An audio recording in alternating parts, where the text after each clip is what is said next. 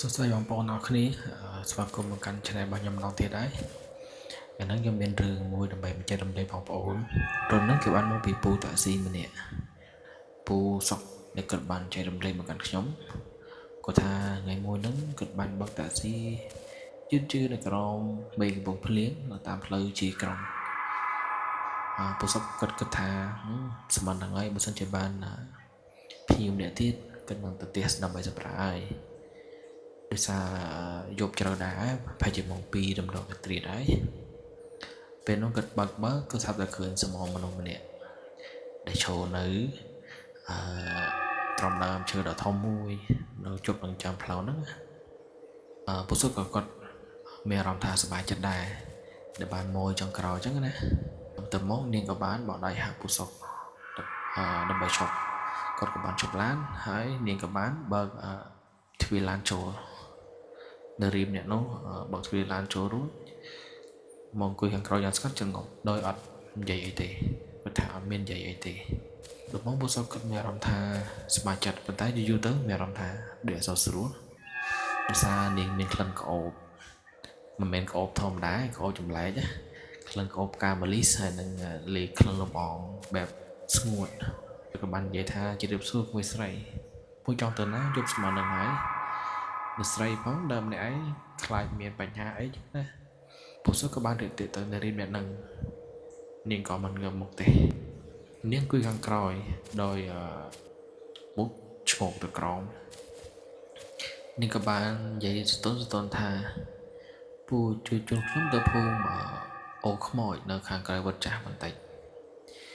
ហើយពូសុកចង់ស្រឡាំងកាំងដែរដោយសារផ្លូវហ្នឹងវាស្ងាត់ច្រឡំហើយណាមួយទៀតដល់ម៉ោង2យប់ហើយប៉ុន្តែដោយសារគាត់អាណិតខ្លាចឲ្យទៅអ្នកឯងទៅខ្លាចមានបញ្ហាតាមផ្លូវចឹងដោយសារនាងជាស្រីផងគាត់ស្រឡាញ់ចិត្តប្រចាំសិនឡានហើយជូននាងទៅកន្លែងហ្នឹងពេលហ្នឹងគាត់បោះទៅជឺតតាមផ្លូវប៉ុន្តែតាមផ្លូវអត់មានឡានទេស្ងាត់ច្ងំហ្មងពូសុកគាត់ងាកមើលទៅក្រោយទៅមើលអ្នកជាគាត់ឃើញនាងអង្គុយមិននិយាយមួយគាត់ទេគាត់ក៏សួរនាងថាក្មួយស្រីក្មួយទៅធ្វើអីយកស្មើនឹងហើយតាធ្វើដំណើរម្នាក់ឯងចឹងគាត់ណាហើយអ្នកស្រីនឹងអត់តបគាត់ទេគាត់ក៏លេចមកកញ្ចក់ទៅនារីហ្នឹងអង្គុយមុខថ្មឹងតក់ហើមស្រាស្ទើរតែមិនលឺបើសុទ្ធលើកទឹកមាត់មួយគាត់ភ័យមែនតើគាត់កាន់តែទៅជិតដល់ភូមិដែលនាងចង់ទៅហ្នឹងផ្លូវកាន់តែងឹតទៅគ្មានសំបីមនុស្សគ្មានសំបីផ្ទះគ្មានសំបីឡានធ្វើដំណើរសងខាងផ្លូវពុបពេញទៅដោយដើមឈើធំនិងព្រៃងងឹតហើយផ្លូវងឹតឈឹងអត់មានស្អីទេបន្ទាប់ក្រោយមកឡានក៏ដល់ផ្លូវបំបែកចូលភូមិហ្នឹងហើយនារីនោះក៏បាននិយាយថាពូជប់កន្លែងហ្នឹងហើយគិតងាកក្រោយទាំងខ្ញុំបាទក្មួយស្រីអស់ 10000 រៀលប៉ុន្តែនៅពេលគិតងាកទៅខែក្រោយគឺទៅទេស្អាតគិតថា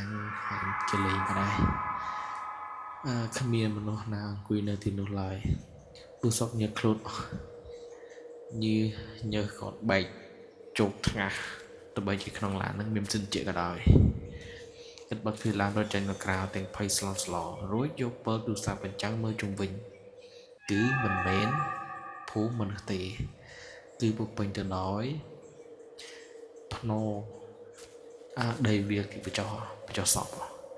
គាត់និយាយចឹងហើយគាត់មើលទៅក្បែរហ្នឹងឃើញភ្នោមួយភ្នោទៅបញ្ចុះថ្មីហើយនៅទាំងផ្កានៅទាំងរូបថតពេលគាត់មើលទៅបន្ទាប់ដឹងថារូបថតហ្នឹងជារូបថតស្រីម្នាក់ដែលឡើងឡានគាត់មិញណាពេលហ្នឹងគាត់ភ័យខ្លាំងមែនទែនហើយបន្ទាប់មកគាត់រត់ចូលឡានវិញបនព្រះផងបនគុណម៉ែគុណយាយគុណតាផងហើយសម្បីតាចាក់សឡានក៏ចង់ត្រូវដែរពេលហ្នឹងមិនថាតែពូសុកឯណាក៏ដោយជួបហេតុការណ៍ហ្នឹងនឹងអត់ដឹងថាត្រូវធ្វើម៉េចទេ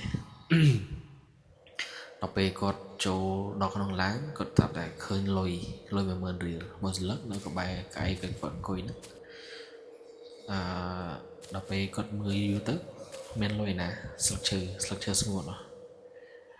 គាត់ក៏បានបើកឡានមកទៅហឹងទៅក្រុងវិញហើយគាត់ក៏បានលើសំឡេងសើចស្រា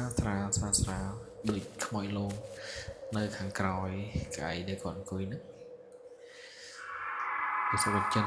ឡានមកទៅបដ ாய் ទៅផ្ទះបដ ாய் ទៅយប់ហើយអូខេរឿងនេះក៏បានដល់ទីបញ្ចប់ទៅដោយសារពូសុខក៏បានប្រាប់តែប៉ុណ្្នឹងអញ្ចឹងណាហើយពេលហ្នឹងមកគាត់ព្រឹកឡើងគាត់ក៏បានទៅស្រោចទឹកទៅវត្តដើម្បីស្រោចទឹកកុំឲ្យខ្លាចចឹងជាចុងក្រោយសូមអរគុណបងប្អូនដែលបានចូលមើលហើយសូមជួយ Subscribe អ្នកមួយផងដើម្បីបានរឿងថ្មីៗ